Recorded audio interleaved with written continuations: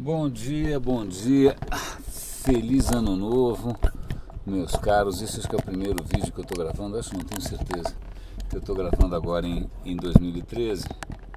E acho que o último, inclusive, não só foi no ano passado, mas faz um tempo bastante respeitável, né? Eu, na verdade, até imaginei que eu fosse demorar mais para gravar qualquer coisa, sobretudo pelo fato de que eu estou em mais um daqueles momentos que eu não sei muito bem o que pensar de nada e fica muito difícil me pronunciar a respeito de qualquer coisa, porque eu estou repensando muita coisa ao mesmo tempo. De qualquer maneira, eu estava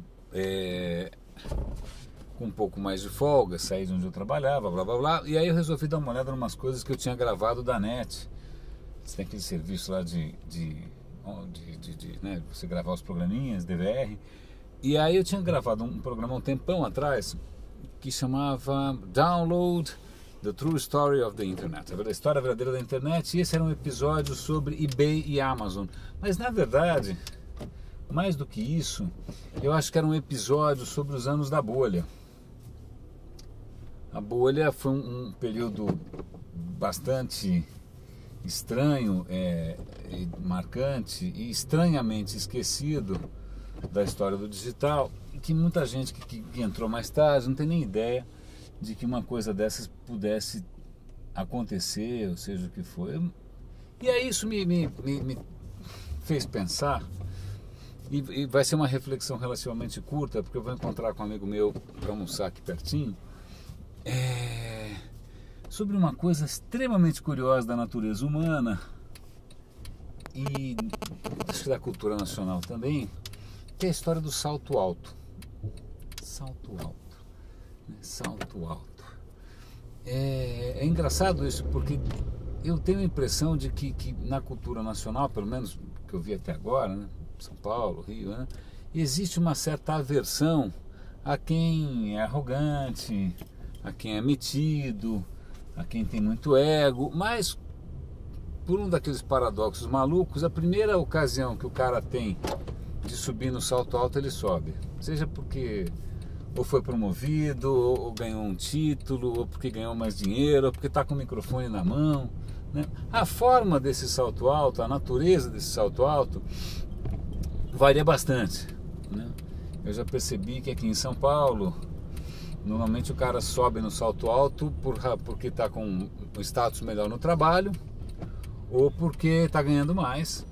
Em outros lugares o salto alto pode ser uma questão de berço, de família, ou pode ser uma questão de cargo político, depende acho, da região, né? Da família que você pertence. Mas eu sei que é uma tentação que eu tenho observado nas camadas mais diferentes da sociedade, né? Tocou, relou, o cara sobe no salto alto. E aí, até aí tudo bem, se não fosse pelo... Isso não tem nada a ver com o digital, mas acho que tem, porque uma coisa, para mim, muito difícil de entender ou de solidarizar é que o digital nem sempre teve tanto salto alto assim. Eu lembro quando essa coisa começou, pelo menos quando entrou no meu radar, 95, 96, quando eu comecei a trabalhar, era uma coisa legal, animadora e tal, mas... não era, sei lá, ninguém se sentiu o rei da cocada preta, mas isso durou muito pouco, né? Em muito pouco tempo começou a surgir não só um monte de gente querendo ficar rico rápido, né? Aquela coisa toda, mas o digital começou a ganhar uma aura, um status eu nem sei exatamente o que, de ser tipo um novo mundo, né, de ser tudo diferente, de ser absolutamente o futuro e que todo o resto. Então quem estava envolvido com isso e quem sabia um pouco mais que os outros, era como se o cara estivesse vindo de um outro planeta, como se ele fosse um alienígena, um messias, um abençoado por Deus, tal. Então tinha um certo salto alto aí, que de uma certa forma persiste até hoje. Para completar, o discurso sobre o digital, quando eu digo discurso, eu digo eventos, eu digo revistas, eu digo veículos online, etc, etc, etc, rapidamente subiram num salto alto que, para quem estava no campo, para quem estava aí dando a cara para bater, né, dando murro em ponta de faca, tentando fazer dinheiro e tal, era uma coisa meio bizarra. É mais ou menos como você trabalhar na 25 de março e versus a Fashion Week, né? Você vai na Fashion Week, aquele monte de gente bacana fazendo pose, aí quando você vê o dia a dia é calça ali, calça leve, é João Cachoeira, onde eu vou entrar agora inclusive. Então, isso eu não sei se foi uma herança da mentalidade publicitária, né, que também sempre foi muito boa em se autopromover e colocar, né, como se fossem os píncaros da criação e da civilização ocidental, ou se é uma coisa eminentemente nacional, a nossa necessidade do salto alto, mas isso sempre me pegou de mau jeito, eu sempre tive muita dificuldade em me posicionar. Eu acho que em vários momentos eu talvez tenha sido mais